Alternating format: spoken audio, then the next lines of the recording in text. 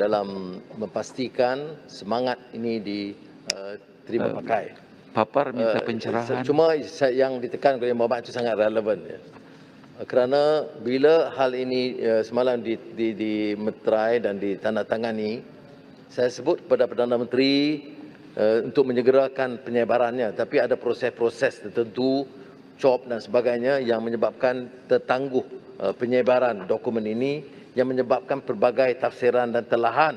Ada yang mengatakan kita dah jual prinsip, ada yang mengatakan kita sangat mahu diiktiraf. Tapi semua itu saya percaya dapat dileraikan sebaik orang baca, kerana tidak ada permintaan untuk kedudukan kita selain daripada mengikut prinsip yang lazim dipakai dalam mana-mana negara demokrasi. Papar minta pencerahan. Terima kasih Pak Dickson.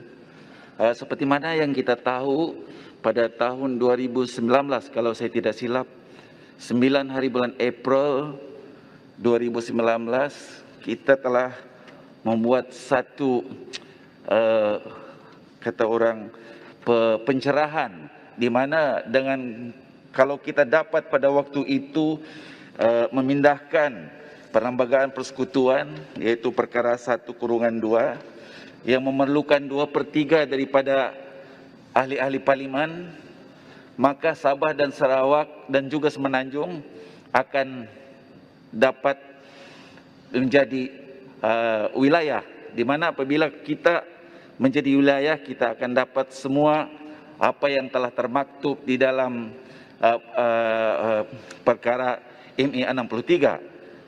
Persoalan saya, apabila sekarang di mana kerajaan dan juga pembangkang telah membuat MOU dan MI 63 juga telah dimasukkan dalam perkara 7, dalam 7 perkara itu, saya ingin bertanya, apakah boleh apabila kerajaan dan juga pembangkang sudah bersama untuk sama-sama mengajukan dan sama-sama memberi persepahaman, apakah kita akan dapat 2/3 undian untuk supaya kita dapat membuat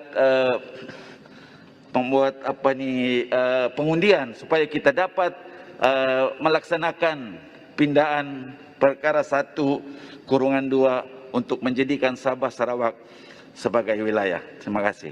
Terima kasih Papar. Kita dalam perundingan itu memang memohon pengakuan kerana ini menuntut pada pindahan perlembagaan untuk memasukkan Semenanjung, Sabah dan Sarawak itu sebagai wilayah, dan memang ada pengakuan dan saya tidak fikir ia harus menimbulkan lagi masalah.